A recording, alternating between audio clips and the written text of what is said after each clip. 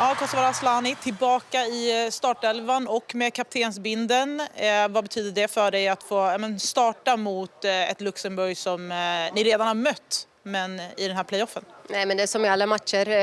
Jag menar landskamp som landskamp, och nu är det fortfarande en viktig match. Även fast vi vann på bortaplan så har vi en viktig match här på hemmaplan och få spela ut vårt fotbollsregister förhoppningsvis. Där vi spelar på en plan vi är vana vid, och så det gäller att få fart på bollen från start och sätta rytm i matchen.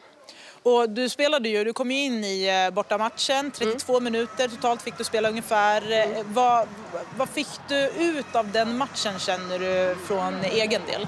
Nej, men det är lågt stående försvar och där vi äger mycket boll, där vi har skiftat lite i vilka områden och vilka ytor man ska röra sig vid, där jag är lite mer drag mot vänster, så det är bara att ha tålamod, och det är det vi måste ha, men även få fart på bollen, så det handlar bara om att anpassa sig och efter matchbilden. Ja, Peter Gerhardsson har gjort en hel del förändringar i den här startelvan mot Luxemburg hemma jämfört med hur det var på bortaplan. Peter, hur har ni resonerat kring alla byten ni har gjort helt enkelt? Det är lite olika anledningar, och en sak är väl att Magdalena Eriksson vill vi ha speltid där, så hon kommer spela första halvlek, och sen kommer vi att byta henne så att hon behöver komma igång naturligtvis, och har tränat på bra, så att det är ju en del. Vi behåller lite av dem där framme. Det är Asllani som går in istället för Rosa då.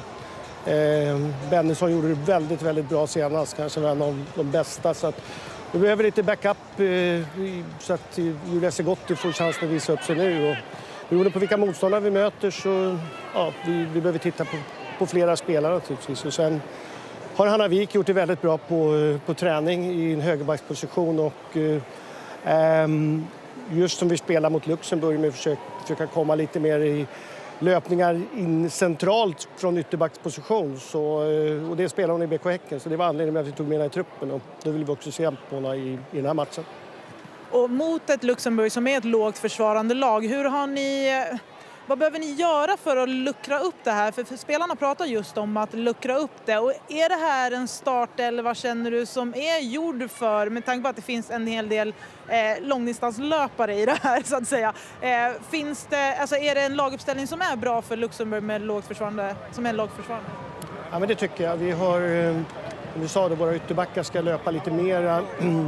Man kanske inte brett hela tiden med John och Hanna, och det gjorde ju Hanna Lundqvist och Amanda senast, att man gick lite mer inåt i banan, och så fick Johanna Rytting och Frido var lite bredare, så att egentligen samma idé här, och det är ett sätt att göra. Sen tycker jag att återövringsdelen var väldigt bra senast, att vi gjorde 4 spelmål, och vi hoppas att vi ska fortsätta kunna göra lite mer effektivitet i det hela, för målvakten var väldigt bra, men vi vill gärna att hon blir lite sämre idag, och sen gärna något mål på fasta också, där känner vi att vi inte riktigt fick till det.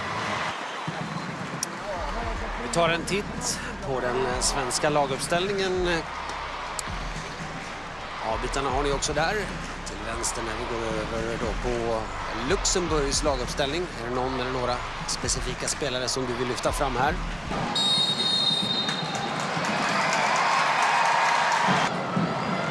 En djupledsboll här till Blackstenius. Väl avvägd boll. Kan lyfta här kanske också. Målvakten var långt ute för en stund. Rolfe fyller på. Letar efter ett skottläge möjligtvis. Kan spela inåt bakåt. Det finns ju fördel med att Luxemburg, när de kliver upp med några, och Angeldal efter bollvinsten ser hon ju direkt att Blackstenius har gått i djupled. När det kan bli ett hyfsat läge då kanske för Luxemburg. Thomson inåt bakåt. Sverige väl samlat. Där är Sigiotti Olme som står för en mindre bra passning. Miller inåt bakåt i ett bra skottläge där för Luxemburg. Och det här är det bästa de har skapat i de här 2 landskamperna hittills ihop. Bra start av Luxemburg. Bra Asllani. Men det här fysiska spelet, närkampsspelet, det gillar Luxemburg. Det är ett skott som utmanar, och det går in bakom målvakten Schlyme. Aj, tufft för målvakten. Och vi vet om att Angeldal har ett bra skott. Och det börjar ju med Asllanis press, en återerövring som Sverige brukar vara bra på. Asllani är bra i det spelet. Angeldal har ju ett skott, så att det är ju bra läge att ta det, men får ju hjälp. Det är ju en målvaktsmiss. Ändå rätt att skjuta. Det är inte helt lätt då för målvakten, men naturligtvis ska hon ta den där bollen. Målskytt då än en gång på ett skott. Filippa Angeldal. SG80 Olme. Aslani kan sätta fart. Rytting Kaneryd förlänger. Vad vackert. Vad vackert. Och en bra räddning i returen kommer ut.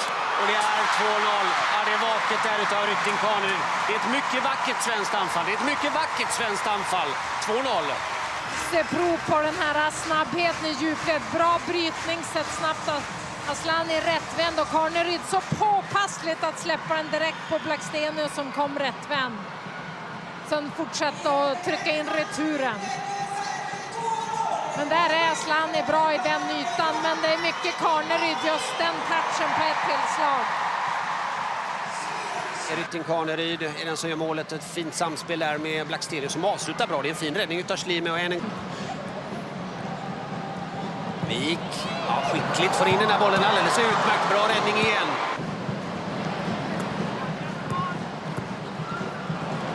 Rytting Kaneryd kanske tillbaka då till Angeldal som har ett bra skottläge igen. Ser möjligtvis... Ja, Blackstenius ser om hon kan ta sig förbi. Vad stark hon är där. Får de med sig en straffspark? Svaret är ja. Och det är ofta som hon beröms för återerövringsspelet. När jag pratar med Gerhardsson, då säger han ofta det om Blackstenius, att hon är inte bara bra offensivt utan hon är bra också i det defensiva spelet. Det är inte så ofta man pratar om det, men här bevisar hon det. Fixar en straff till Sverige.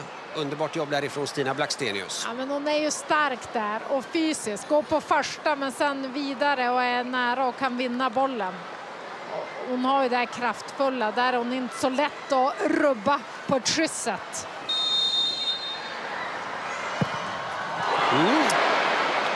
Då missar hon och går på kraft. Ja, överraskande. Ja, hon har ju varit väldigt säker i klubblaget också. Har man sett senast i Barcelona. Då satt hon den ju lägre. Ja, det är någon gång hon ska missa så är det väl här. Ja, det kom. Ja, läckert. Det är naturligtvis ny straffspark. Och nu är det intressant. För är det dags för Rolfö igen. Vad händer här? Mycket bra anfall för övrigt. Lite kombinationsspel och då har de ju visat på högerkanten att det funkar väldigt bra. Spela bollen och så ny rörelse och få igen den. Så fantastiskt där. Släpp den och gå, ta sig runt och så sen med fin teknik också utmana. Solklar straff. Angeldal hämtar bollen. Ja, hon är på den. Men det hjälper inte. Det är utökat. Vi gör mål igen. Filippa Angeldal. Vilken form hon är i. Har ju visat prov på sitt skott här också. Kyla när hon håller ner straffen. Tvåmålsskytt i den här matchen. Hur tänker du kring det här att Rolfö inte slår straffen? Tror du att det är förutbestämt eller tror du att hon inte vill slå den eller att Angeldal säger jag tar den här gången? Hur tänker du? Ja, det är en bra fråga. Antagligen, jag menar Rolfö är ju första straffskytt. Sen om de nu pratar ihop sig beroende på hur det känns för Rolfö eller Angeldal kliver fram. I den matchen. Rytting Kaneryd. Ja, det är så bra anfall.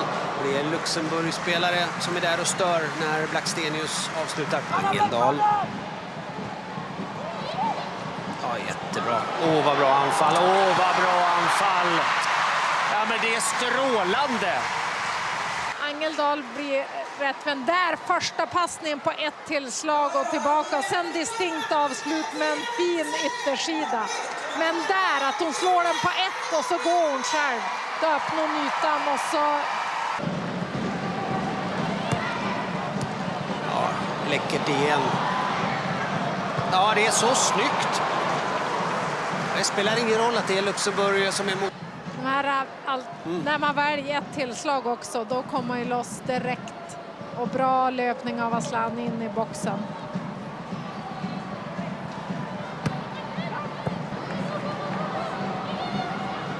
Vinner tillbaka den här bollen. Blackstenius får läget.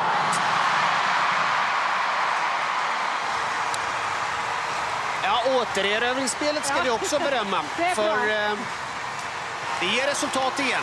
Det är 5-0 och det hängde ett mål i luften och Sverige har spelat en sevärd fotboll, en underhållande fotboll, en fantasifull fotboll och det har varit rörelserikt i det svenska laget. Blackstenius gör mål igen.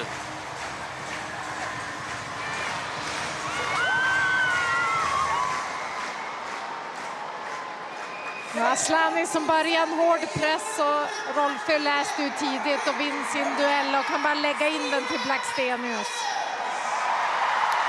Beröm också till Rolfö här som använder sin starka kropp där också, håller undan spelaren i Luxemburg och målskytt alltså Blackstenius.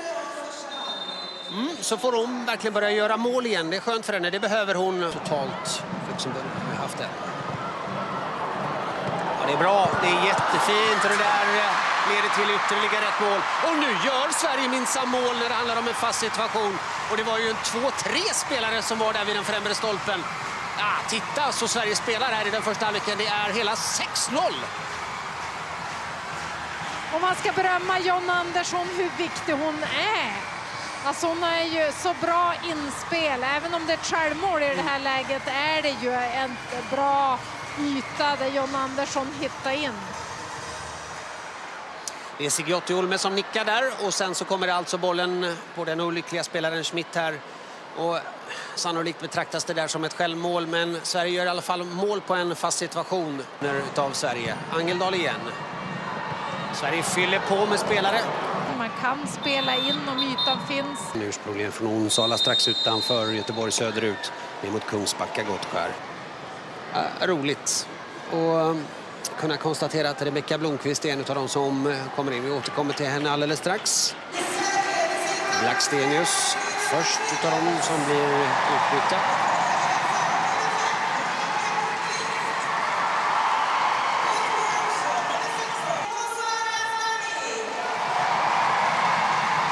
Väldigt populär uppe på läktarplats, Asllani, men även Kafaji som blir inbytt. Stockholmsarenan. Rolfö slår in den här bollen, det är läckert, det är väldigt läckert. Och titta vem som gör målet, Rebecka Blomqvist. Vad snyggt och vad roligt också att hon får göra det här målet. Ja, vad härligt att hon får göra det. Man ser verkligen glädjen, direkt leendet. Fint anfall, man hittar kombinationer. Spela och stick och så Rolfö på en jättefin yta där Blomqvist gör det bra. Ett bra avslut. Ja, men hon ådrog sig en korsbandsskada i september 2023 och nu ungefär ett år senare så har hon gjort comeback i klubblaget och är tillbaka i landslaget. Och så där ska en målskytt agera. Ja.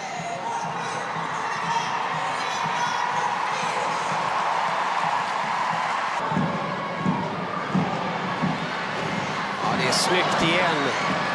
Det går det som spelar ut och får chansen där. Vad synd att det inte blir mål. Ett läckert anfall utav Sverige. Man rullar runt några varv, sen sätter man in det och så går det snabbare då, rakt igenom. Försöker att vara kreativ. Andersson. Fint inlägg. Kommer lite sent här till bollen, Blomqvist.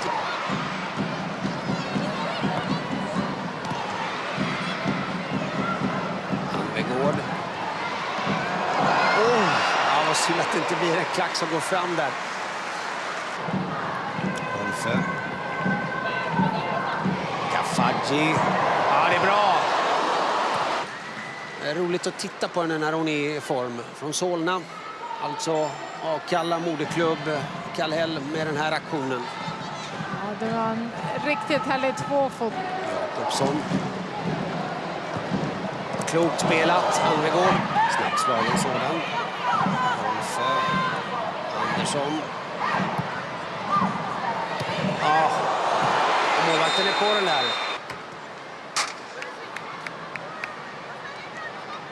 Bra inspel av Jonna Andersson och inte så... Hon har inte lyckats med allting i den här matchen, men hon sliter hårt. Vann ju tillbaka bollen tidigare när det blev mål. När Blackstenius gjorde mål. Det där gör hon bra. Riktigt bra till och med. Oj, vad snyggt! Riktigt bra till och med. Rolfö vidare till Jakobsson, vidare till tvåmålsskytten Blomqvist. Det är många, mycket vackra mål som Sverige bjuder oss på idag. Det finns mycket bra. Rolfö, som du sa, har haft det lite kämpigt, men den här aktionen är ju fantastisk.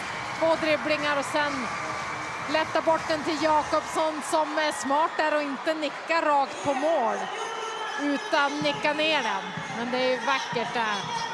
Bra nicka ner den och Rebecka Blomqvist igen på rätt plats, visar vilken målskytt hon är, på rätt ställe och väldigt lugna avslut. Ja, det går fram till Rolfö. Och det är så rätt att slå den där typen av inlägg. Ja, bra av Rolfö. Bara den här lilla kroppsfinten som gör att hon kan ta med sig bollen och komma till inlägget. När Annegård vinner tillbaka bollen. Vi tackar för många vackra mål i den här matchen. Publiken jublar när Sverige avancerar. Rebecka Blomqvist, till att börja med välkommen tillbaka och med besked. Hur var det här? Ja, det var kul. Tjejerna hade jobbat på bra där och sen fick jag några minuter också. Alltid skönt att göra mål och skönt att få göra comeback också. Alltså, vi måste också fråga, var det på första bolltouchen? Ja, men det var det nog. Jag kommer knappt ihåg, men det var väldigt tidigt. Jag tror det var första bolltouchen. Men vad betyder det för dig? För att vi räknade på det 442 dagar, om jag inte har helt fel, sen senaste målet. Det är drygt ett år som har gått sen skadan. Hur har den här resan varit? Ja, det är många dagar. Senaste spelade var VM. Det var ju en härlig upplevelse och på något sätt har jag väl tagit med mig det i ryggen nu när jag har gått igenom rehaben. Det är klart att det har varit en lång tid, men det är sånt här som jag kämpar för, att få den här liksom comebacken och vara med tjejerna och gänget igen. Det är värt allting. Alltså det är ju så här man skriver sagor egentligen, men visste du med dig själv att du skulle både klara av men också få chansen att spela under den här samlingen? Nej, men jag visste inte riktigt, man vet ju aldrig vad som händer.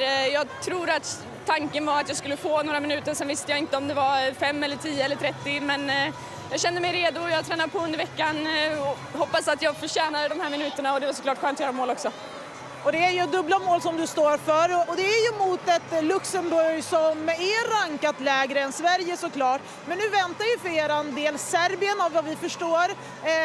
Vad betyder det här för er att liksom möta de här lagen och kunna ta er an dem på det här sättet som ni gör idag? Jo, men jag tycker det är jätteviktigt. Jag tycker idag ser man verkligen ett stort tålamod hos oss. Det känns som att vi försöker lite olika saker. Det är lite mer ute på kanterna idag, då utnyttjar vi det. Kommer till mycket inspel, jobbar ner dem, gör en hel del mål på slutet också. Så att, det är jätteviktigt att känna att vi klarar av det. Det är inte alltid lätt att spela såna här matcher, så att, vi ska vara nöjda. Men vi är ju verkligen vana vid att när Rebecka Blomqvist kommer in, då är hon på något sätt matchändrande. Nu behövde du inte ändra matchen så mycket, men du får komma in och leverera. Hur skönt känns det? Nej, men det är jättekul. Som sagt, det är klart det är kul att komma in och vända en match också, men det här är ju ännu bättre. Och som sagt, tjejerna hade jobbat på bra innan, så det var tacksamt att komma in också. Tack så mycket. Ja, vi ska ställa den frågan till honom, Peter Gerhardsson, i studion här på Gamla Ullevi. Så säger våra experter att det var väldigt trevlig fotboll och att det var väldigt bra. Hur känner du själv efter en sån här seger? Ja, men jag ville se den igen. För att se målen, det var en del vackra mål och ja, så att jag är glad och nöjd på sätt och vis, men nu jag är så oerhört fokuserad nu på nästa uppgift så att jag hinner knappt glädja mig när jag ska ta vad jag hörde nu i Serbien och ta tag i det. Så att, men jag hoppas att alla som var här fick, alltså det är ju så ibland, det är roligt att se mål och det är roligt att få upplevelser, så jag tycker att stämningen var väldigt bra liksom, och det som jag sagt förut, det är mycket barn, mycket ungdomar och de kanske mindre analyserar matcher och mer ser mål och får vara glada och gå till skolan imorgon och komma ihåg någonting. Vi har ju tidigare pratat om det faktum att Sverige är otroligt bra på fasta situationer. Nu fick vi se spelmål också på ett helt annat sätt. Jag förstår att det är svårt att analysera så här som du brukar säga, men just om du tar med dig det, just spelmålen som Sverige skapade och att det här med att ni ville luckra upp. Hur mycket tycker ni att ni liksom klarade den uppgiften? Ja, men det är klart att det kommer ju vara så att när man analyserar och tittar på matcher kommer man ju, det är ju alltid när man lyckas man tycker att det här gjorde man perfekt och sen när man ser att man inte kommer fram så finns det alltid en anledning. Sen tror jag vi har pratat, det var egentligen det första vi pratade om här, det var ju olika perspektiv. Som att jag har ett perspektiv från bänken, man har ett när man ser liksom från tv och spelarna har ett perspektiv. Så att de är väldigt man säger, viktiga i analysen vad man skulle ha gjort. Det är ofta så att man skulle ha gjort något annat istället om man missar och gör man mål så är allt bra. Så att någonstans så man blir aldrig färdig och aldrig klar med det här. Och det är hela tiden saker och ting att jobba med, hela tiden saker att förbättra. Men det vi har pratat om det är att spela väldigt mycket framåt och se till att vi vid återerövringen kontra på de här motståndarna. Så att, och det var väl delar i det jag tycker som var bra. Mm. Och mot Serbien som väntar nu härnäst, det kan ju förväntas vara ett lag som är betydligt tuffare i sitt spel också. Hur kan ni ta er an dem så här med den liksom samlingen ni har haft nu? Ja, men just den delen, det ser vi liksom som något där, alltså återerövringsdelen. Den är viktig. Nu hade vi mött ett lag som inte hade inte skott på mål idag, tror jag, ett förra. Serbien kommer bli något annat. Det kommer bli en annan typ av match. Det kommer öppna upp så. Där blir vi bra i återerövringsfasen så kommer vi säkert också att få liksom kontra på dem och det har också varit en styrka hos oss när vi har mött bättre lag. Så den möjligheten kommer vi ha med mot Serbien och sen kommer de säkert att skapa chanser. De kommer säkert det här. Ett lag som slog Tyskland för ett par år sedan så vet vi att det är en motståndare som vi kommer att analysera och kommer att ha respekt för, men naturligtvis en stor tro på att vi ska kunna vinna mot dem i 2 matcher. I den förra matchen så var du väldigt aktiv och vi hörde er förbundskaptener från svenska bänken skrika riktigt ordentligt. Det var en mikrofon som var satt direkt på er. Men den här matchen, var det lite att ni kunde luta er tillbaka för att ni liksom kunde se att tjejerna skötte jobbet, gjorde som ni har pratat om? Ja, nej, men det var mer så. Sen finns det alltid delar, men sen är det också så att det fyller ju liksom ingen funktion om man inte har någonting att säga, alltså att få ut det, utan då är det bättre att ta det i halvtid eller någonting sånt. Så att framförallt den andra sidan är väldigt svår att nå, så att man når ju några spelare, så att det är väldigt svårt liksom att få ut information som man tror. Och det vi har pratat om och som vi tycker jag, det är liksom att coacha varandra. Så spelarna tycker jag, de var bra där nere i Luxemburg också, men de var ännu bättre idag. Så man ser att när det är kort avbrott så då står de ihop och pratar i olika, och de tar upp saker och ting. För själva spelet så vet de vad de ska göra, så att de behöver inte springa ut till oss och fråga vad gör vi nu, utan de är tillräckligt bra på att coacha varandra, och det är en oerhört viktig del som vi är bra på. Tack Peter Gerhardsson. Tack. Julia Sigurdsdóttir-Olme. Vilken match. Våra experter kallar ditt spel idag för majestätiskt. Daniel Nannskog är väldigt imponerad. Vad säger du om det till att börja med? Men jättekul att höra såklart. Jag flyttade ju nu, bytte klubb i somras och känner att jag tagit ytterligare kliv i min karriär. Så att, det är jättekul att det syns. Ja, men för egen del då, nu har vi sett dig i några samlingar med det svenska landslaget. Du är tillbaka. Formen och liksom ditt spel just nu, vad sätter du för ord på det? Men jag tycker jag är i bra form. Såklart haft inte så mycket speltid hemma just nu. Men jag tycker ändå att träningarna är så pass bra så jag känner mig i bra form och liksom, redo att köra. Liksom. Hur påverkar det när man inte får den speltiden som jag kan bara anta att man önskar? Hur påverkar det mentalt att ändå orka göra träningen, sätta i liksom timmarna? Jo, men det är klart att det är tufft mentalt och det har varit mycket jobbigt nu i början, men alltså det gäller ju att bara hitta den glöden inom sig, och speciellt nu när vi kommer hit att få byta miljö och få visa upp här också. Så det ger också en boost i självförtroendet. Och eran match idag, jag vet att vi har ju hört massa olika analyser från bortamatchen senast, att den var tuff på massa olika sätt. Men den här matchen idag och det här resultatet idag, vad säger det om det svenska landslaget just nu? Nej, men jag tycker vi visar idag, vi hittar massa kombinationer på kanterna, vi hittar igenom mitten. I andra halvlek blir de väldigt låga och då blir det ju svårare att hitta igenom dem. Men jag tycker vi utnyttjar det vi är starka på och gör det vi är bra på. Då ser vi att en sån här match, vi spelar av den och det blir enkelt. Ja, och att det är ett lag som Luxemburg, för det är lätt att liksom sänka matchens värde när det är ett lag med så låg ranking jämfört med Sverige just. Hur påverkar det er när ni ska in i liksom spelet? Jag tror vi pratar mycket om det innan matchen, att liksom gå in i den här matchen och köra som att det är mot vem som helst, och liksom, vi vill alltid framåt, vi vill alltid göra mål, och det är bara att visa det och inte dra ner på tempot bara för att vi möter ett lägre rankat lag, utan upp med tempot och visa liksom. Och att ni ställs mot, nu är det ju klart att det är Serbien som ni ställs mot i nästa match och nästa playoff-del. Och det är ju ett Serbien som är betydligt högre rankat än Luxemburg, men också mycket mer fysiskt än vad Luxemburg är och kommer nog försöka matcha er bäst det går. Vad tror du att ni kan ta med er från den här samlingen som ni kan både återupprepa men också fila på? Men det är väl kanske ta oss mer in i box. Hitta de här, jag tycker vi tar oss mycket in i box, men att göra det mot kanske ett bättre motstånd, att hitta de här kombinationerna även där och utnyttja det och utnyttja vår snabbhet där framme. För den tycker jag verkligen vi ska utnyttja. Tack snälla. Tack. Ja, Fridolin Rolfö, till att börja med 8-0-seger. Alltså om inte det här är en överkörning så vet jag inte vad säger du om den här matchen? Ja, men en jättebra prestation från oss. Jag tycker vi spelar väldigt bra. Vi gör väldigt många mål och kan göra ytterligare mål. Det var precis en sån här matchbild vi ville ha idag på hemmaplan framför mycket fans. Så att en skön känsla. Och ni är ju vidare nu och kommer, och det visste vi från början också, men nu blir det Serbien. Står det klart att det är Serbien ni möter i nästa avgörande playoff. Okay.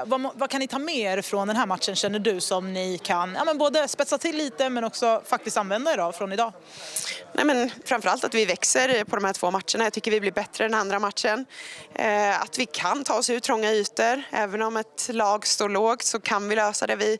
Idag tycker jag vi har jättemycket fina väggspel och tar oss runt på kanterna och bra avslut utifrån boxen och även gör mål på hörna. Så att jag tycker att vi har spetsat till mycket av sakerna från förra matchen, så att det finns mycket vi kan plocka med oss. Det känns som att vi har tjatat lite om att det svenska landslaget är väldigt mycket fasta situationer, mål som vi förväntar oss att vi ser. Men idag är det ju, majoriteten är ju spelmål. Vad gör det med laget och liksom ert spelsätt? Är det någonting som går att liksom tänka på förhand? Ja, men jag tycker att vi har vuxit i det också och blivit bättre. Jag tycker vi är skickligare och skickligare efter vi har en otrolig trupp och kan utnyttja alla de spelarna vi har i truppen, och det tycker jag är jättekul att se, att vi har spelare som passar till vissa matcher och vissa typer av spel, och det är väl styrkan vi har i den bredden i truppen, och jag tycker verkligen vi utnyttjar det under de här 2 matcherna och växer. Och att det blev en straffmiss för din del, det är vi inte jättevana att se. Känns det som i Barca så är du också straffskytt och sätter 10 av 10 känns det som. Hur påverkade det dig mentalt att liksom, dra den över? Ja, men såklart tufft. Det är ingenting som man vill göra för sitt lag och missa en straff på det sättet. Men om det är någon match man ska göra det i, då kanske det är den här matchen. Så att det var bara att ta nya tag och fortsätta och kriga sig in i matchen. Så att det var allt jag kunde göra. Och ni fick ju en straff till. Blev det någon diskussion där ifall du skulle ta den igen? För att man vill ju gärna att du ska få chansen att bara släppa den andra. Ja, nej men jag sa till Lippe direkt, du tar den. Det var bara en känsla i kroppen att jag var inte sugen på att ta den där och då. Och sen hade det blivit en till straff, då kanske jag hade varit redo för det. Men där och då så kändes det som att jag ville att hon skulle ta den. Och mot Serbien då, vad skulle du vilja se att ni gör? För att det är ju ett Luxemburg som ni möter. Man skulle kunna sänka värdet på det här motståndet och säga att 8-0 idag mot ett Luxemburg. Serbien kommer nog bli tuffare. Vad behöver ni göra för att liksom visa att det här inte var en engångsgrej mot ett lägre rankat lag? Ja, men förhoppningen är att vi kan fortsätta på det här spåret. Som jag nämnde tidigare, vi har skickliga spelare och vi vet inte var Serbien står. Jag har inte kikat på dem och uppenbarligen är de duktiga, för de vann med tydliga resultat mot Bosnien som vi har spelat mot tidigare. Så att det kommer inte bli en enkel match eller enkla matcher, men det här båda gott och vi bygger på någonting som jag tror kan bli väldigt bra och det talar för oss. Tack.